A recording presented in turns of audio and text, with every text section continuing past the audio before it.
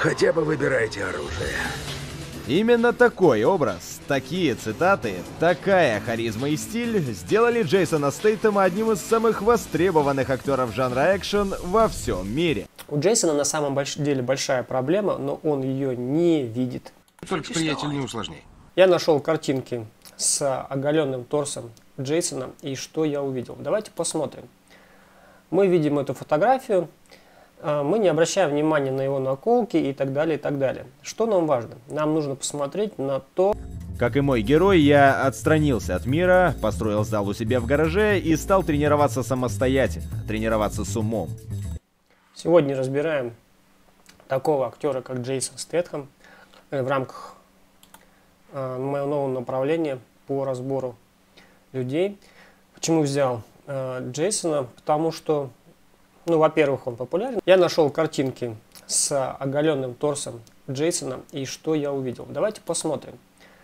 Мы видим эту фотографию, мы не обращаем внимания на его наколки и так далее, и так далее. Что нам важно? Нам нужно посмотреть на то, как он стоит. У Джейсона на самом деле большая проблема, но он ее не видит. Тем более, что в последние годы в плане работы над собой Стейтем очень похож на своего героя-механика. А позже мы разберем, почему он ее не видит и почему она ему не мешает. И это, кстати, большинство людей, которые занимаются физическими нагрузками, есть такой выход из сложившейся ситуации. Что мы увидим? Мы видим очень сильно поставленную шею вперед. Она прогнутая. Примерно вот таким образом это сделано и просажено вперед. Далее, что мы видим? Мы видим очень сильно распущенную спину. Что значит распущенную? Если вы видите, она округло-широкая. Это говорит о том, что у него хорошие мышцы, но не только об этом. Это говорит о том, что вот эта группа мышц Джейсона имеет объем, но не имеет тонуса. И поэтому лопатки уходят от центра линии в стороны и вперед. Обычно при такой ситуации мы видим очень сильно перенапряженную верхнюю порцию трапеции. И вот здесь мы видим, как трапеция также напрягается, пытается удержать голову. Почему она пытается удержать голову? Потому что мышцы-разгибатели шеи, так называемые длинные экстензоры, не могут включиться, шея посажена вперед. Также мы видим очень сильно, как практически на всех фотографиях Джейсона вы увидите следующую позицию. Это позиция головы наклона. И стоит он всегда в наклоне. А в этом фильме вы можете увидеть, как он хромает на правую сторону. И уходит он всегда так. А здесь он дает интервью. И что мы видим? В интервью он всегда держит голову практически направо. Ну, в то же время он любит бездельничать и наслаждаться жизнью. Посмотрим другие фотографии. Эта фотография более четко выражает его лицо и так далее, и его осанку. Мы видим все те же черты. Давайте посмотрим, может мы что-нибудь еще увидим на других фотографиях. Ну, давайте что еще посмотреть. Практически всегда Джейсон переваливается на какую-то одну ногу. Здесь мы очень хорошо видим, как он стоит, падая вправо. Если мы проведем вертикальную линию вот таким вот образом, то мы увидим, что тело Джейсона падает вправо. Чуть позже я объясню, почему существует такое нарушение и как по таким нарушениям читать свои проблемы. На этой фотографии мы видим все те же проблемы, которые я озвучил. Но здесь мы еще можем увидеть следующее. Если мы посмотрим от тазобедренного сустава, мы увидим, что проводя вертикальную линию, плечевой пояс практически остается вот за этой мнимой вертикальной линией, то есть тело падает назад. Для чего и делает оно вот этот интересный распуск, который я показал ранее. Я вам показывал вот этот распуск спины, так, ну это жаргон, да, когда задняя группа мышц, расслабляясь, уводит плечи вперед. Для чего оно это делает? А здесь мы видим, что из-за падения назад формирует у него вот эту округлую спину. И поэтому, когда человек падает назад, мы посмотрим от тазобедренного сустава, если по вертикальной линии, то плечевой сустав оказывается за этой мнимой вертикальной линией по фронтальной плоскости тела. Это значит, что Джейсон падает назад. Но раньше мы разобрались, что Джейсон еще падает в бок. Видите? Он падает в бок. Интересно, а откуда такое нарушение берется у человека? Почему тело падает назад, хотя при все тех же очень приятных внешностных характеристиках эта проблема существует? Здесь показана фотография молодого Джейсона. И, как мы видим, еще даже в раннем юном возрасте эта проблема у него существовала всегда. Это не результат его рабочей деятельности, это какой-то результат какой-то другой силы. Мы видим все такое же падение тела в сторону, мы видим все так же напрягшуюся трапециевидную мышцу и шею, просаженную вперед. Однако здесь он не такой бородатый и не такой лысый. Падение тела сохраняется, все так же плечи вывернуты вперед, и, как мы можем предположить, у него все так же большой распуск ромбовидных и трапециевидных мышц, которые позволяют уводить вот эту плечевую кость вперед. Поэтому данная проблема у него существует достаточно давно, и, скорее всего, он про нее не знает. Теперь давайте разбираться, почему существуют такие проблемы. Все очень просто. Такие проблемы, как падение тела в сторону, падение тела назад, падение тела вперед, это свидетельство о каком-то нарушении какой-то фасциальной или кинематической цепи. На своих курсах я показываю, как зависит осанка от дисфункции височно-нижнечелюстного сустава или черепа, но сейчас не об этом. Каждый раз, как вы видите человека, у которого есть падение тела в сторону целиком от пятки, вперед целиком от пятки, от тазобедренного сустава, или есть падение, предположим, назад, да, вы проводите мнимую вертикальную линию по срединной части тела и можете увидеть, если есть такое падение, как у Джейсона, это говорит о наличии травмы в области черепа. Мы все знаем, что Джейсон когда-то, да и вообще всегда он занимается всеми вот этими единоборствами. Вероятнее всего, он начал это давно, но бывает так, что это не первопричина, а первопричина кроется в родовых каких-то травмах, когда человек рождается, и ему могут повредить череп. Так вот, дисфункция черепа формирует наклон тела, можно сказать, что от пяточной кости в сторону, вперед или в сторону, вперед или назад. И это очень легко проследить по осанке, которую мы сейчас увидели у Джейсона. Джейсон всегда, абсолютно всегда ходит на одну сторону. То есть он падает все время в сторону и падает назад.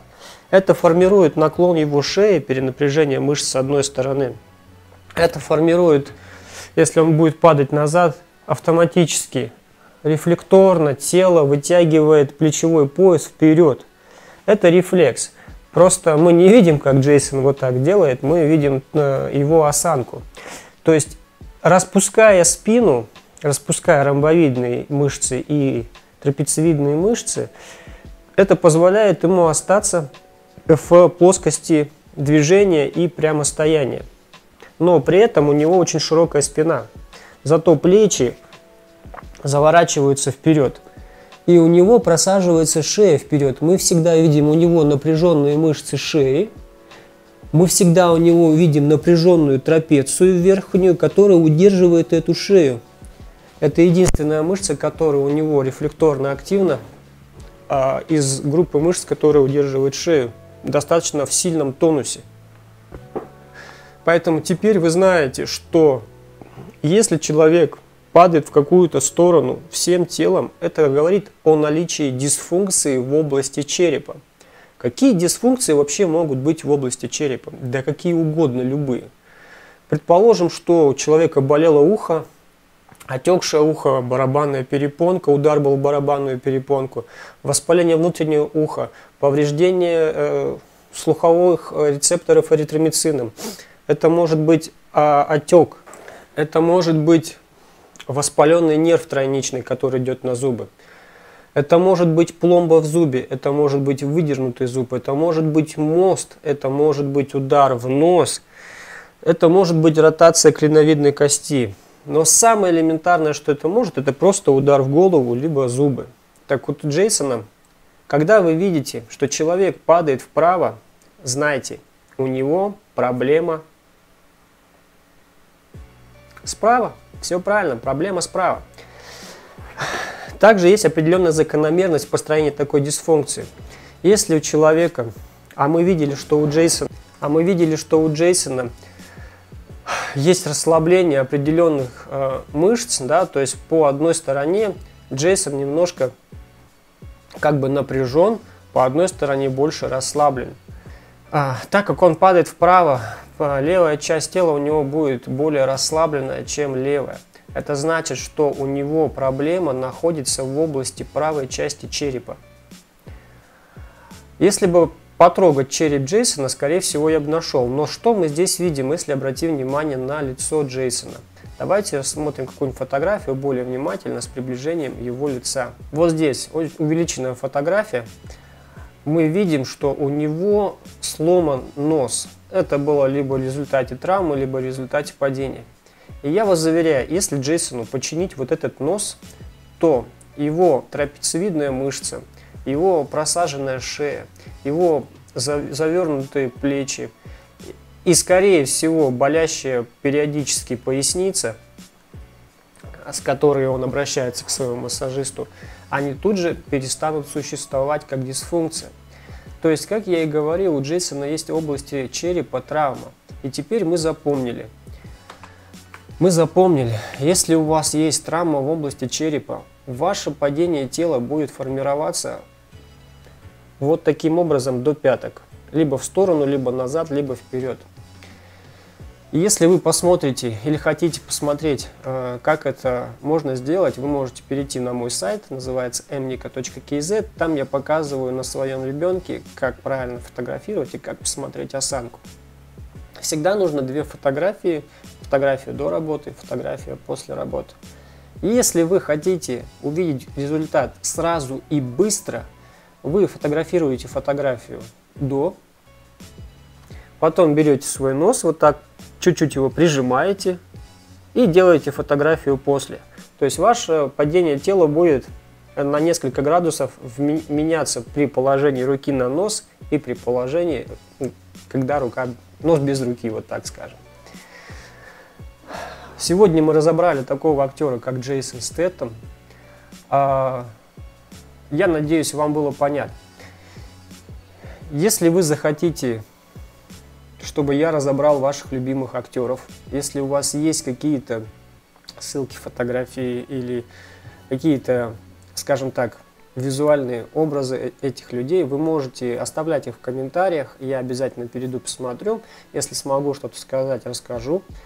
Разберем все проблемы людей. Мне желательно видеть, что как Джейсон, желательно полуголым, да, вот так скажем. И мы посмотрим ваших любимых актеров, какие у них нарушения, о чем это свидетельствует. И вы можете сопоставить определенные факты со своей жизнью и разобрать даже в том числе свои проблемы. Теперь мы знаем, что даже у популярных, у богатых, у каких успешных людей есть какие-то проблемы.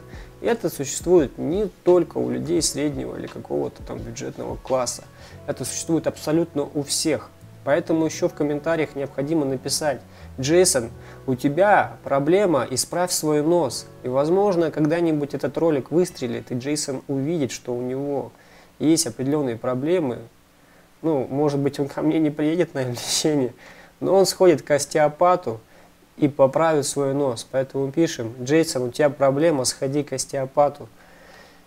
И надеемся, что Джейсон послушает наш совет. Ну, а с вами был Егор Москалев, кинезиолог, специалист, практик. До встречи.